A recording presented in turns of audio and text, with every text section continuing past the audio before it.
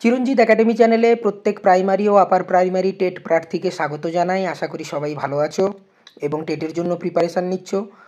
এই প্রিপারেশান নেওয়ার ক্ষেত্রে আমি চিরঞ্জিত স্যার তোমাদের সঙ্গে আছি। সহজ করে তোমাদের বিষয়বস্তু বুঝিয়ে দেবো যাতে তোমরা বেশি স্কোর করে টেট কোয়ালিফাই করতে পারো। যারা ওয়েস্ট বেঙ্গল টেট দিচ্ছ, সেন্ট্রাল টেট দিচ্ছ এবং তার সঙ্গে সঙ্গে যারা ঝাড়খণ্ড টেট দিচ্ছ, তাদের ক্ষেত্রে বাংলা ও সিডিপি খুবই উপকারে আসবে। তাই অবশ্যই মন দিয়ে ক্লাসটি করো, কোথাও স্কিপ করে যেও না, কারণ স্কিপ করলে কিন্তু নিজেরই ক্ষতি। চলে আসো, আমরা ক্লাসে চলে আসি। গতদিন আমরা আলোচনা করেছিলাম অক্ষর ও দল নিয়ে। আজ আমরা আলোচনা করব সন্ধি নিয়ে। আজকে সন্ধির ধারণা দেব। কেমন? শুরু করছি তাহলে।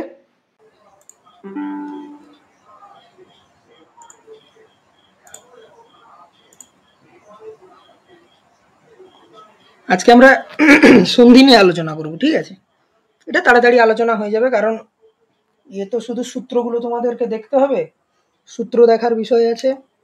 সূত্রটা মানে মুখস্থ করা বা এর বিষয় নয়, এটা মেনলি প্র্যাকটিস করা। মানে উদাহরণগুলো যতটা পড়বে না, যত সোর্স থেকে তুমি পেতে পারো, ইন্টারনেট থেকে পেতে পারো, উদাহরণগুলো যতবার করে পড়বে না, তত সন্ধিটা প্র্যাকটিস হবে। দিলে অটোমেটিক সূত্র তোমার মানে মাথায় চলে আসবে তোমাদের। আর এমনি সেভাবে তো সূত্র তো পরীক্ষায় আসবেও না। শুধু আমাদের বিচ্ছেদরা কিভাবে করতে হয় বা সন্ধিবদ্ধটা কিভাবে করতে হয়, সেরকম ধরনের যদি কোনো টুইস্টমূলক প্রশ্ন দেয়, তখন আমাদেরকে ওটা করতে হবে। সন্ধি শব্দের অর্থ হচ্ছে মিলন, ঠিক? তো এইখানে আমাদের একটা বিষয় জানতে হবে যে মিলনটা যে হচ্ছে কিসের মিলন ঘটছে এখানে? না, পরস্পর সন্নিহিত দুটি বর্ণের মিলন হচ্ছে। পরস্পর সন্নিহিত মানে পাশাপাশি অবস্থিত দুটি বর্ণের মিলনকে আমরা সন্ধি বলি। কেমন? কিভাবে সেটা সম্পন্ন হয়? না, মূলত ধরো কোনো শব্দ আমরা দ্রুত উচ্চারণ করতে যাচ্ছি, ধরো দুটো শব্দ পাশাপাশি আছে, সেটাকে আমরা দ্রুত উচ্চারণ করতে যাচ্ছি। ফলে কি হয়, প্রথমের শব্দটা অর্থাৎ পূর্ব পদের যে শেষ বর্ণ, এখানে পর্বের কথাটা লেখা হয়, এটা পদের হবে কথাটা। পূর্ব পদের যে শেষ বর্ণটা এবং পরপদের যে প্রথম বর্ণটা, তার মিলনে সন্ধি ঘটছে, অর্থাৎ দুটো মিলন। প্রথম পদের হচ্ছে শেষ বর্ণ, পরপদের হচ্ছে প্রথম বর্ণ, ঠিক? যেমন ধরো একটা উদাহরণ যদি দেওয়া হয়, হিম যুক্ত আলয়। হিম, হিম শব্দটার সঙ্গে কি আছে? ময়ের সঙ্গে যুক্ত আছে, আর আলয়ের সেখানে আ। তাহলে ওখানে হিমের অ প্লাস আলয়ের আ যুক্ত হয়ে কি হচ্ছে? আ হচ্ছে। ফলে আমরা উচ্চারণ কি করছি? হিমালয়। কেমন? হ্যাঁ, মহালয়। যেমন মহা যুক্ত আলয়, এটা আমি ভেঙে দিয়েছি বর্ণ বিশ্লেষণ করে। দেখো, হয়ের পরে আ যুক্ত আছে, হাইলাইটেড করা আছে, আবার আলয়ের আ যুক্ত আছে। তাহলে এখানে কি হচ্ছে? আ যুক্ত আ সমান আ হচ্ছে। আমরা বলবো মহা আলয়, এভাবে তো উচ্চারণ করি না, আমরা বলি মহালয়। তো সেই জন্য দ্রুত উচ্চারণের ফলে এটা সম্পন্ন হয়। আরও অনেক কিছু কারণ আছে, ধীরে ধীরে জানবো আমরা। তো এটি সন্ধিটাকে একটা প্রক্রিয়া হিসেবে বিবেচনা করা হয়। কিসের প্রক্রিয়া? না, পরস্পর সন্নিহিত দুটি বর্ণের মিলনের প্রক্রিয়া। সন্ধি কি জন্য প্রয়োজন, এগুলো জাস্ট জানার জন্য বলে দিই। উচ্চারণের সহজ প্রবণতা। হিম আলয়, মহা আলয়, অনেকটা আমাদের মনে হচ্ছে যেন শ্রম ব্যয় করতে হচ্ছে। ঠিক আছে, আমরা সহজ করেই উচ্চারণ করি মহালয়। এটা হচ্ছে সহজ প্রবণতা। ধ্বনিগত মাধুর্য সম্পাদন। কিছু কিছু সন্ধিবদ্ধ পদ আছে যেগুলো ধ্বনিগত মাধুর্য তৈরি করে, অর্থাৎ শুনতেও শ্রুতি মধুর হয়। হ্যাঁ, দ্রুত উচ্চারণ করা যায়, সেটা প্রথমেই বলে দিয়েছি। নতুন শব্দ গঠন করা যায়, যেমন মহা আলয়, দুটো কিন্তু আলাদা আলাদা শব্দ, কিন্তু যখনই মহালয় বলছি সেটা আবার একটা নতুন শব্দ হয়ে গেল মহালয়, এবং সেটা সন্ধিবদ্ধ হয়েই সম্পন্ন হয়েছে। ভাষাকে শ্রুতিমধুর ও সংক্ষিপ্ত করে, অবশ্যই সংক্ষিপ্ত করছে। মহালয়টা দিয়েই যদি আমরা বিবেচনা করি, তাহলে দেখব যে অবশ্যই সংক্ষিপ্ত করছে। ভাষার শব্দ সম্পদ বৃদ্ধি করে, অর্থাৎ যখন মহা আলয়, এই দুটো আলাদা আলাদা শব্দ ভাণ্ডারে শব্দ আমরা পাচ্ছি, আবার যখন দুটো সন্ধিবদ্ধ হচ্ছে তখন মহালয় হচ্ছে, তখন আবার একটা আমরা নতুন শব্দ পাচ্ছি। তাহলে কি হলো? শব্দ ভাণ্ডারের সম্পদ বৃদ্ধি হলো। এবারে প্রকারভেদে আমরা একটু জানি। সংস্কৃত সন্ধি, বাংলা সন্ধি। সংস্কৃত সন্ধি কি না? বিদ্যাযুক্ত আলয়। বিদ্যা শব্দটাও সংস্কৃত, আর আলয় শব্দটাও সংস্কৃত। আমাদের বাংলা ভাষাতে মূলত সংস্কৃত থেকেই অতিরিক্ত শব্দ গ্রহণ করা হয়েছে, ঠিক, বা শব্দ গৃহীত। আমাদের শব্দ ভাণ্ডার সংস্কৃত শব্দের দ্বারা সমৃদ্ধ, তাই সংস্কৃত সন্ধি হয় ওটা। আর একটা বাংলা সন্ধি হয়, ছোট যুক্ত দা, ছোড়দা। এটা আসলে ছোট অ, এইভাবে যুক্তটা থাকে। তো এগুলোর সূত্রগুলো তোমাদেরকে আমি দিয়ে দেবো, একটা পিডিএফ দিয়ে দেবো, ঠিক আছে? বইয়েরই পিডিএফ স্ক্যান করে দিয়ে দেবো। বাচ্চারা যেভাবে পড়ে না, ওই ছড়া পড়ে, ওই রকম বারে বারে পড়তে হবে। পড়তে পড়তে পড়তে পড়তে ওটা তোমাদের অভ্যেস হয়ে যাবে। এবারে আমরা আসি যে সংস্কৃত সন্ধিটাকে। তাহলে আমরা প্রথমে জানলাম মূলত সংস্কৃত সন্ধি এবং বাংলা সন্ধি আমাদেরকে জানতে হবে। এবার সংস্কৃত সন্ধি মূলত 3 প্রকার। কি কি? স্বরসন্ধি, ব্যঞ্জন সন্ধি ও বিসর্গ সন্ধি। স্বরসন্ধি নামেই বুঝতে পারছো, অবশ্যই স্বরবর্ণের মিলন হবে। ব্যঞ্জন সন্ধি, সেখানে শুধু ব্যঞ্জন হতে পারে, আবার স্বর বা ব্যঞ্জন এরকমও হতে পারে। হ্যাঁ। আর বিসর্গ সন্ধি, বিসর্গ বলতে আমাদের যে ওই বিসর্গ যেটা আমরা বর্ণমালাতে দেখে এসেছি সেটার। ধীরে ধীরে আমরা এগিয়ে যাই। স্বরসন্ধি কাকে বলছি আমরা? স্বরবর্ণ ও স্বরবর্ণের মিলন। স্বরসন্ধিতে তাহলে শুধুমাত্র স্বরবর্ণ ও স্বরবর্ণের মিলন হয়। আচ্ছা, শোনা যাচ্ছে আমার কথা? শোনা যাচ্ছে। ওকে ওকে। যেমন শুভ যুক্ত ইচ্ছা, শুভেচ্ছা। এখানে কি হচ্ছে? ভয়ের সঙ্গে কি যুক্ত আছে? অযুক্ত আছে। আর ইচ্ছাতে প্রথমে শুরুতেই ই আছে, ও আর ই যুক্ত হয়ে এ পরিণত হয়েছে, তাই শুভ যুক্ত ইচ্ছা, শুভেচ্ছা। আচ্ছা, স্বরসন্ধির ক্ষেত্রে কিছু নিপাতন সিদ্ধ সন্ধি বা নিপাতন সন্ধি বলা হয়। এটা কেন বলা হয় না, কিছু কিছু সন্ধির সূত্র আছে যেগুলো নির্দিষ্ট নিয়ম মেনে চলে না, কিন্তু তারা আবার সন্ধিবদ্ধও হয়। সন্ধিবদ্ধ হওয়ার জন্য যে সকল সূত্র আছে, যেমন আমি বললাম অযুক্ত অ ইকুয়াল টু আ, বা অযুক্ত আ সমান আ হয়। এখানে যেমন অযুক্ত ই ইকুয়াল টু এ হয়। এই যে সূত্রগুলো, এই যে বিভিন্ন ধরনের সূত্র আছে, সেই সূত্রগুলো মেনে চলে না। অর্থাৎ যে সমস্ত শব্দ সন্ধি সূত্রের মধ্যে পড়ে না কিন্তু সন্ধিবদ্ধও হয়, হ্যাঁ, অর্থাৎ তারা কোনো রকম কোনো সূত্রের নিয়মের ধার ধারে না, কিন্তু তারা সন্ধিবদ্ধ হচ্ছে। কিভাবে হচ্ছে? আচ্ছা, আবার একটা পয়েন্ট লেখা আছে যে আবারও বলা যেতে পারে যে সমস্ত শব্দ সন্ধির নিয়ম মতো যে সুনির্দিষ্ট রূপ আছে তা না পেয়ে অন্য প্রকার রূপ লাভ করে। আচ্ছা, মানে এখানে বলা হচ্ছে যে সন্ধিবদ্ধ পদরা যে রূপ লাভ করার কথা সে রূপ লাভ করে না। কি কেন করে না? যদি সূত্র অনুযায়ী অযুক্ত ই ইকুয়াল টু এ হচ্ছে এর আগের উদাহরণে, যদি এটা যদি নাই হয় তাহলে সন্ধিবদ্ধ পদরাও নিশ্চয়ই আলাদা হয়ে যাবে, সূত্র যখন মানবে না। তাই এখানে বলা হচ্ছে সন্ধিবদ্ধ পদরাও অন্য প্রকার রূপ লাভ করে, অর্থাৎ এটা নিয়ম বহির্ভূত সন্ধি হিসাবে বিবেচনা করা হয়। তাই এর নাম হচ্ছে নিপাতন সিদ্ধ সন্ধি বা নিপাতন সন্ধিও বলা হয়। এবারে নিপাতন সিদ্ধ স্বরসন্ধি, মানে স্বরসন্ধির ক্ষেত্রে যে সকল সন্ধিবদ্ধ পদ গঠন হয় কিন্তু সেখানে সন্ধির কোনো সূত্র মানে ওরা মানে না আর কি, সেরকম। কি? যেমন কুল যুক্ত অটা। কিছুক্ষণ আগে আমি বললাম যে একটা সূত্র আছে অ যুক্ত অ ইকুয়াল টু আ হয়, অ যুক্ত অ সমান আ হয়, কিন্তু এখানে কি হয়েছে? অযুক্ত অ সমান অই থেকে গেছে, কুলোটা। এটা হওয়া উচিত ছিল কি না কুলাটা। দেখো, অযুক্ত অ সমান অ হয়েছে, কিন্তু হওয়ার কথা ছিল কুলাটা। কেন না? অযুক্ত অ সমান আ হয়, এটাই হচ্ছে স্বরসন্ধির একটা সূত্র। তাহলে এখানে স্বরসন্ধির সূত্র মেনে চললো না।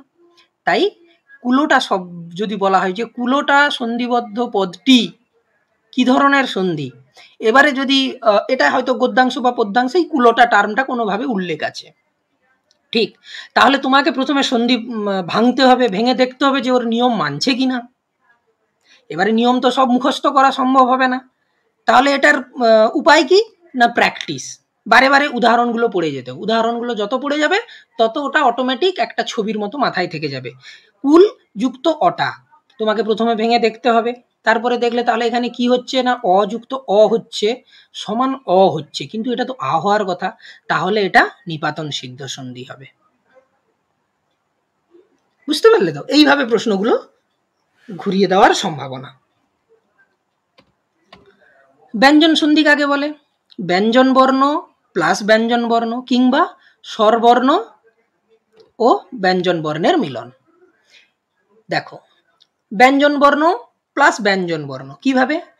ঋক যুক্ত বেদ, ঋগ্বেদ। ভালো করে দেখবে কয়ের নিচে হসন্ত আছে, কিন্তু যখন আমরা সন্ধিবদ্ধ দেখছি পদটা কি হচ্ছে, গ হয়ে যাচ্ছে, কটা গতে পরিণত হয়ে যাচ্ছে। দেখো প্রথমে ঋক শব্দের যে শেষ বর্ণ সেটা হচ্ছে ক, আর বেদের যেটা প্রথম সেটা হচ্ছে ব, দুটো মিলিয়ে কি হলো? গ হলো। ঠিক, তাহলে ক এবং ব এর মিলনে গ হয়। এটা যে সন্ধিটা আছে এর সূত্রটা ওই পিডিএফ এ পেয়ে যাবে, মানে যেখানে বলা হয় যে বর্গের এই বর্ণগুলোর সঙ্গে যদি এই বর্ণ যুক্ত হয় তাহলে কর স্থানে গ হয়, চর স্থানে জ হয়, টর স্থানে ড হয়, এই ধরনের সূত্রগুলো আছে। ঠিক আছে, তো আমি জাস্ট ব্যঞ্জন সন্ধিটা কি জিনিস সেটা আমি বোঝানোর চেষ্টা করছি এখানে, সূত্রটা নিজেদের দেখতে হবে একটু, হ্যাঁ, কারণ সূত্র ধরে ধরে পড়ালে সন্ধি শেষ হবে না আর। আচ্ছা, স্বরবর্ণ এবং ব্যঞ্জন বর্ণের কিভাবে মিলন হচ্ছে না তৎ যুক্ত অবধি, তৎ যুক্ত অবধি। এখানে এটা যদি ঘুরিয়ে লেখা হতো তাহলে বিষয়টা ভালো হতো, যে ব্যঞ্জন বর্ণ ও স্বরবর্ণ, অর্থাৎ এখানে স্বরবর্ণ প্লাস ব্যঞ্জন বর্ণ বলতে ওই সিরিয়ালটা আমি এখানে মেনটেন করিনি, কিন্তু একটা স্বরবর্ণ অথবা একটা ব্যঞ্জন বর্ণের মিলন, অথবা নয় এবং, এখানে ব্যঞ্জন বর্ণটা আগে আছে স্বরটা পরে আছে। তাহলে প্রথমে ততের খণ্ডীয় ত আর অবধির অ, তাহলে খণ্ডীয় ত আর অ মিলে কি গঠন করে? দ গঠন করে। তাহলে দ গঠন করে বলেছে তৎ যুক্ত অবধি, দ গঠন করেছে বলেই তদবধি, উচ্চারণটা দ। এখানে স্বরবর্ণ প্লাস ব্যঞ্জন বর্ণ এটা কিন্তু মাথায় রাখবে যে এটা প্রথমে আছে এটা পরে আছে, আসলে এটা স্বর একটা হবে একটা ব্যঞ্জন হবে, এই হিসাবেই লেখা। কেমন? একইভাবে নিপাতন সিদ্ধ ব্যঞ্জন সন্ধি আছে, যেমন বন যুক্ত পতি, এটা অযুক্ত প ইকুয়াল টু মূর্ধন্য স হয়েছে, পেট কাটা মূর্ধন্য স যাকে বলা হয়, কিন্তু অযুক্ত প মিলে মূর্ধন্য স হয় না, তাই এটাকে বলা হচ্ছে নিপাতন সিদ্ধ সন্ধি। এখানে কিন্তু এটা হয় না, সূত্র মানছে না, এরকম কোনো সূত্রই নেই, কিন্তু হয়ে যাচ্ছে বন ও পতি, বনস্পতি। আবার যখন তোমরা বিসর্গ পড়বে, বিসর্গ সন্ধি পড়বে না, তখন দেখবে এর সঙ্গেই গুলাবে, কিরকম না বন যুক্ত পতি হবে, বনস্পতি মানে বন যুক্ত পতি হবে, কিন্তু না, এটা বন যুক্ত পতিই হয়। এই জন্য উদাহরণগুলো বারে বারে পড়তে হবে। কেমন? বিসর্গ সন্ধি, বিসর্গের সঙ্গে স্বরবর্ণের মিলন আর বিসর্গের সঙ্গে ব্যঞ্জন বর্ণের মিলন হবে। বিসর্গের সঙ্গে স্বরবর্ণের কি রকম মিলন হবে? দেখো তত যুক্ত অধিক, তাহলে ওখানে বিসর্গ আর এখানে অ মিলে কি তৈরি হলো না ও তৈরি হলো। দেখো বিসর্গ প্লাস অ মিলে কি তৈরি করছে? ও, তাই এটা হয়ে গেল ততোধিক। একইভাবে দুহ যুক্ত চিন্তা, ওখানে অটা স্বরবর্ণ ছিল, এখানে চিন্তার চটা হচ্ছে তোমার ব্যঞ্জন বর্ণ, তাহলে এখানে কি হচ্ছে? বিসর্গ যুক্ত চ মিলে কি হলো? তালব্য স। বিসর্গ সন্ধিকে আবার এটাকে দুভাগে ভাগ করা যায়, একটা বলা হয় স্বজাত বিসর্গ সন্ধি, মানে যেটা ওই দুশ্চিন্তা স্বজাত হলো, আরেকটা হয় রজাত বিসর্গ সন্ধি। কিরকম? দেখো মন যুক্ত চক্ষু, মনশ্চক্ষু, এটা কিন্তু মন যুক্ত চক্ষু হলো না, তাহলে এখানে কি হচ্ছে? দেখো বিসর্গ আর চ মিলে তালব্য স হচ্ছে, এটা হচ্ছে স্বজাত। ঠিক, আর রজাতটা কি? অন্তযুক্ত হিত, অন্তর্হিত, এখানে কি হচ্ছে না বিসর্গ আর হ মিলে র হচ্ছে, তাই হয়ের উপরে রেফ হয়ে গেছে, বিসর্গটা লোপ পেয়ে গেছে, হয়ের উপরে রেফ হয়ে গেছে, দিয়ে হচ্ছে অন্তর্হিত। নিপাতন সিদ্ধ বিসর্গ সন্ধিও আছে। দেখো স্বরসন্ধির ক্ষেত্রেও যেমন কিছু সন্ধিবদ্ধ পদ নিয়ম মানে না, ব্যঞ্জন সন্ধির ক্ষেত্রেও কিছু সন্ধিবদ্ধ পদ আছে নিয়ম মানে না, আবার নিপাতন সিদ্ধর ক্ষেত্রেও বিসর্গ সন্ধির ক্ষেত্রেও তাই কিছু সূত্র আছে যেটা নিয়ম মানে না। দেখো অহ যুক্ত রাত্র, বিসর্গ যুক্ত র, অহ ওখানে বিসর্গ হচ্ছে, রাত্রতে র চলে আসছে, দিয়ে কি তৈরি করছে, ও তৈরি করছে। এখানে র জাত বা স্বজাত কিছুই হয়নি, এটাই হচ্ছে নিপাতন সিদ্ধ, মানে সেই সূত্র মানেই নি। বুঝতে পারলে তো? তাহলে এখানে যদি আমরা বিসর্গ সন্ধির প্রথম সূত্রটা দেখি, দেখো প্রথম সূত্রে চলে যাও, বিসর্গ যুক্ত অ তবে গিয়ে ও হয়, এটা কিন্তু বিসর্গ সন্ধির নিয়ম।